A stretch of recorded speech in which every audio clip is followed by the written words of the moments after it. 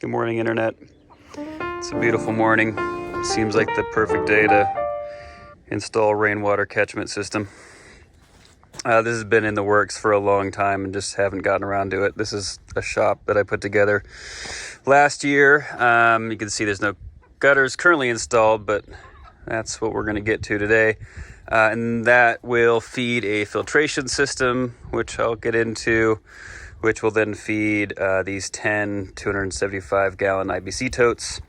So with some third grade math, that's just shy of 3,000 gallons of water, which is shedding from about a 20 by 20 section of roof here. And then that's probably like 5 by 20. So it's actually a big section, even on the one half. The southern half of the roof, we're going to install solar panels, which maybe be a video in the future.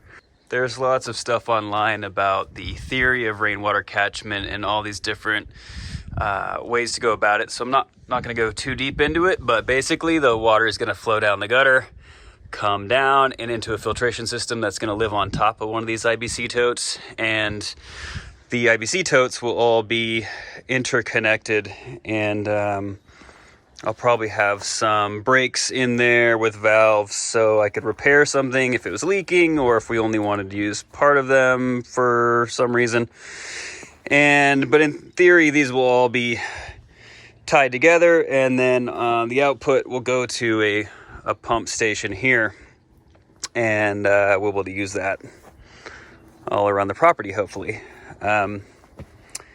But this is kind of this is like the heart of the system is the rainwater filter. And again, there's all kinds of ways to do it. This one's by Maelstrom. I did a bunch of research and felt like this was kind of the best balance of cost and performance. It's a pretty simple system. Water goes in, and it's cool. It can go either way. Comes into the system at a certain amount of velocity and kind of spins around this chamber. And while doing that, it's going to trap all of the leaf litter and large debris. And that comes out super easy to clean and replace ultimately. And then what's left falls down into the IBC tote. So really simple idea, and I just basically hogged out an IBC cap and shoved the outlet inside there. And as the water spins around, whatever's left, whatever gets trapped or pushed through the filter that doesn't go into the IBC tote is going to be a little bit more contaminated, and that water is going to flow out this outlet pipe, and I'll show you how we'll get that set up. All these IBC totes we bought as a group. I think I actually bought 20 at a time because they were a lot cheaper that way. These are all second runs, so they're not new, but they're all food grade. So in theory, whatever was in there isn't going to cause a bunch of cancer, but who knows. Getting these fittings into something useful from a plumbing perspective is a little tricky. These are kind of an IBC standard cam lock connection, and then they are threaded on the ends there. So I was trying to figure out a way to adapt that just to standard water pipe, and came up with these cool pieces, which were available on Amazon. And you can see there, those will just, in theory,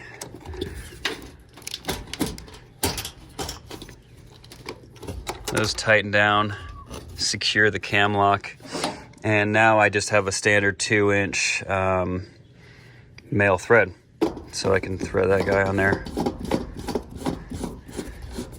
And now we're in 2-inch water pipe land. So the thought is get them all connected that way. There is another approach, which would actually be removing this whole connection and bypassing the factory valves, which might be cheaper, and you obviously don't need all of these different connections, but I did like the idea that I will retain the valve functionality of each of these IBC totes. So if one started to leak, or there was another reason I wanted to isolate it, it would be very easy to just shut one IBC tote off from the rest of the system, which seems like it's worth it to have those extra fittings in there. Just a small detail, when you're putting these arrays together, most of these caps, depending on where you got the IBCs from, will have this sealed port, and you want to make sure you pull that seal out so that this will vent air.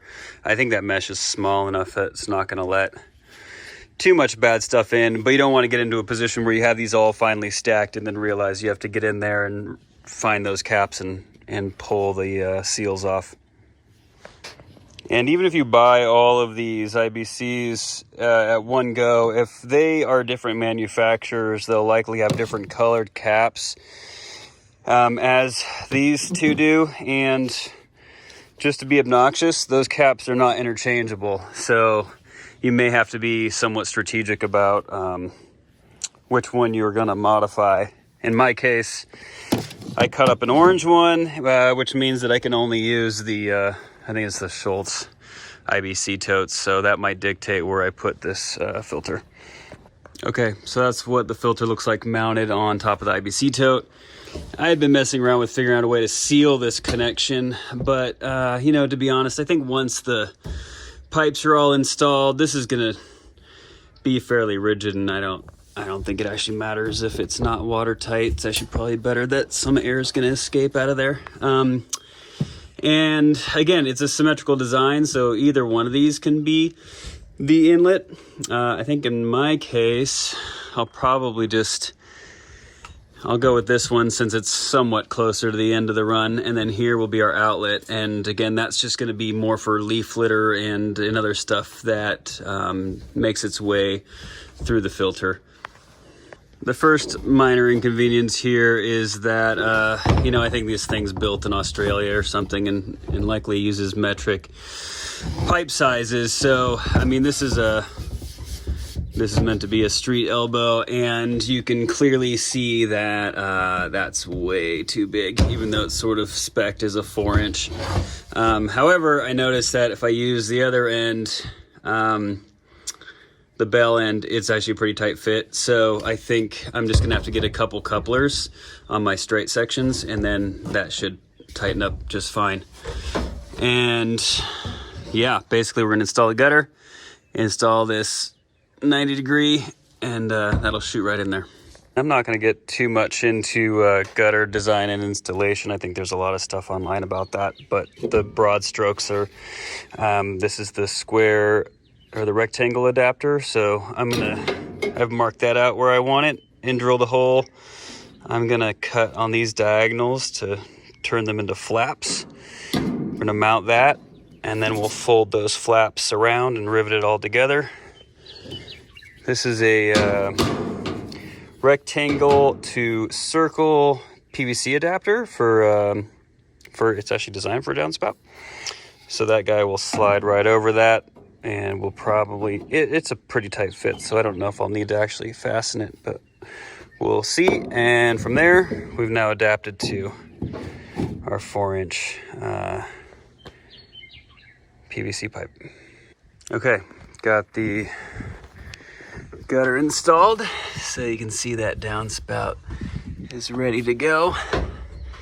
One of the reasons I chose this Maelstrom unit is that it's pretty low profile. It's probably only a foot from top to bottom, so it can kind of fit into tighter places. You can see here I do not have a whole lot of room between the downspout and the inlet in terms of vertical drop.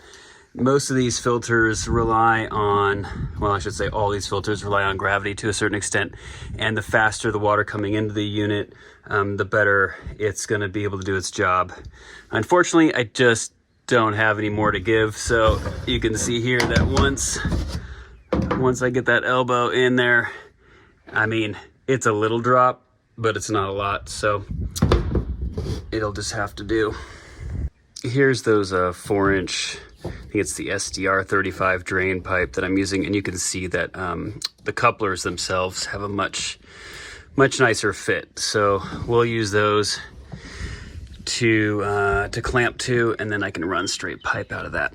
Okay, We got the downspout plumbed to the inlet. So in theory, at this point, if it rains, this thing's gonna start filling up with water. Next is gonna be the waste vent that's coming out on this side. Again, this isn't meant to be a primer on rain catchment. There's a lot of stuff out there already, but just to give you an idea, even with a really small roof system, 480 square feet, if we put in 12 inches here, which is less than the state of Arizona makes annually, you can still see that's almost 3,500 gallons of water. And if I go 14 inches, which is what we get here in Oregon, 4,000 gallons of water, I won't even be able to hold as much water as I'll be creating. So just because you have a small roof, don't think you can't generate a ton of water. Okay, got the outlet plumbed up.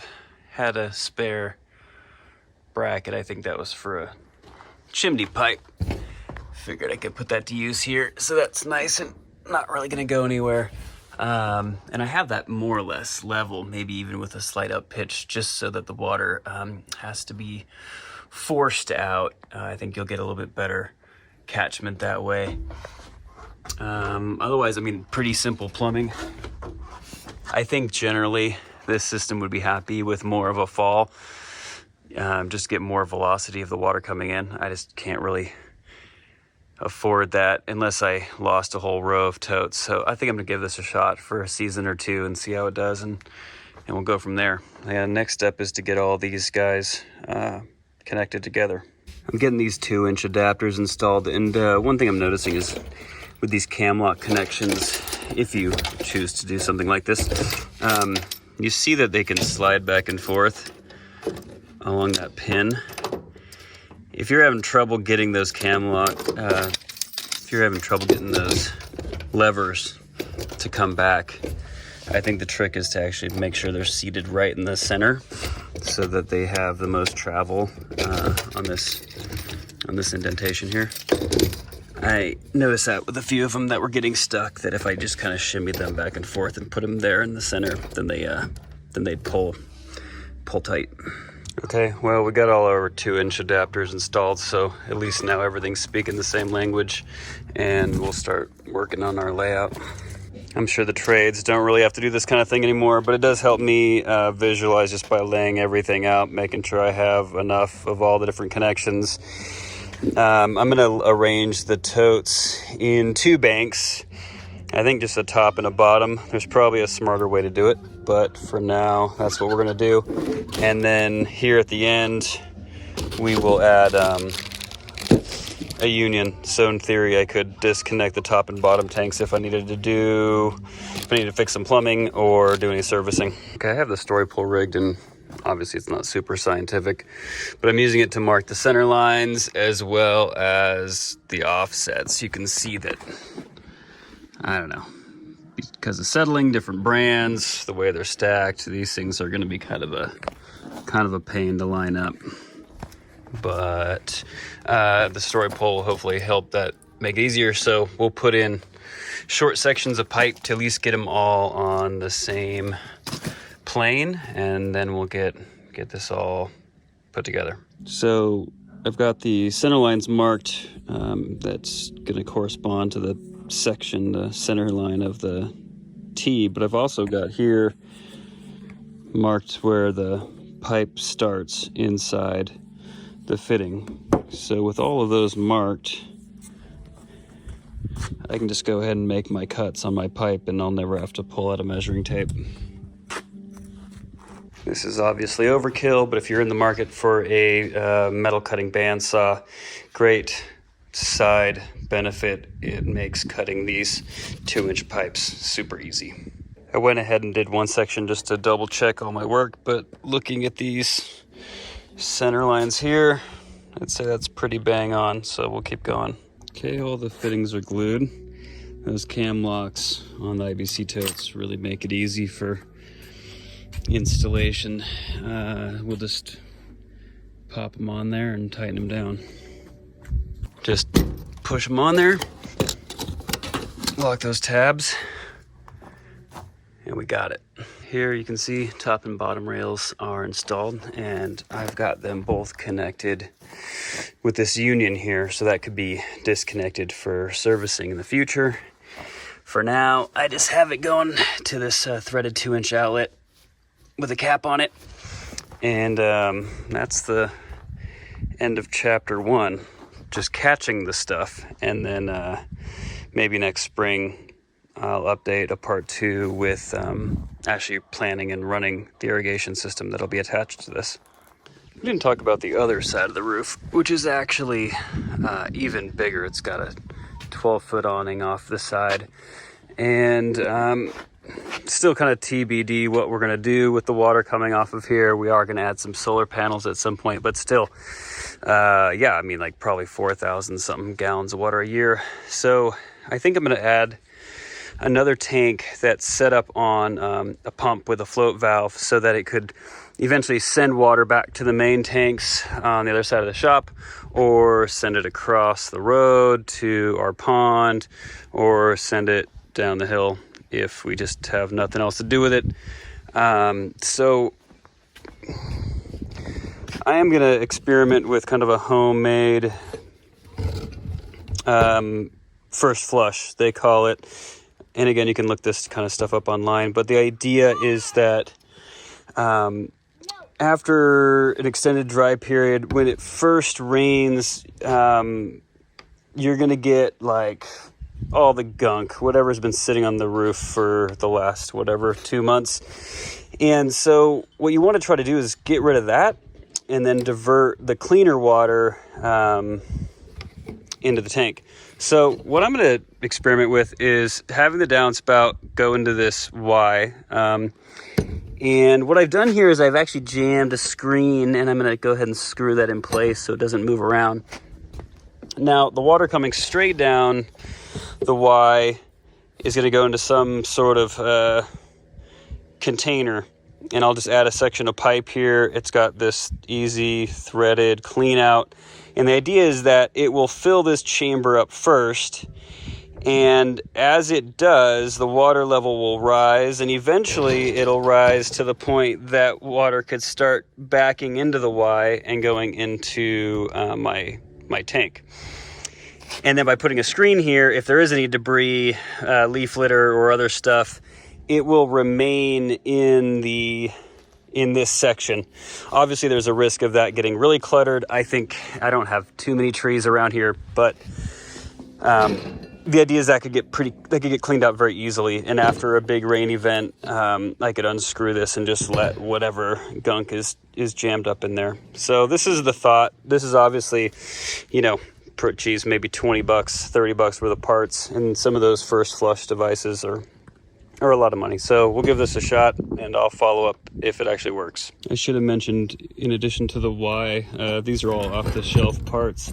I also got this. This is actually a gutter screen, but it's kind of like an epoxy-coated metal mesh, so it's not going to rust. And I went ahead and just cut a section, covered up the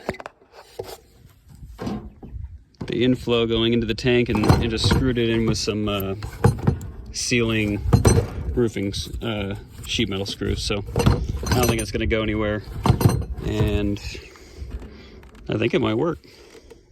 Here you can see the downspout is installed with the Y, and that's got that mesh screen in there. And this piece is going to constitute the kind of the chamber for the first flush, and I'll put that cap on the bottom. One little detail here, I'm becoming a real big fan of Unistrut. It's this channel here, you can cut it to size. You can get all kinds of brackets to hold different size tubes, fixtures. You can build stuff with this stuff. You can make racks. It's super handy, and you can get it at your hardware store. Okay, so here's the first flush section. The last bit is just this cap, and I've got it set that I can reach it without a ladder. And now, obviously, if this was just totally plugged and it started raining, then this volume would fill up, and after it stopped raining, it would remain full just below the Y. So the last piece of this puzzle is a tiny little hole there, a little weep. So get that guy threaded on there, maybe. Idea being that you get your big rain event, it fills up this cylinder, overflows into the, well, eventually overflows into the tank. But after the rain stops, then this tube here, the first flush, will slowly drip out and therefore will be empty for the next rain event. Anyway, that's the broad strokes. Obviously there's more work to be done here, but that gives you an idea about how to set one of these up. Just following up, it's been about a month since I installed the system, and we've only had a handful of rain events, but you could already see, baby, almost 300 gallons going there. So I'll start opening the valves and hopefully we'll fill this thing up by spring.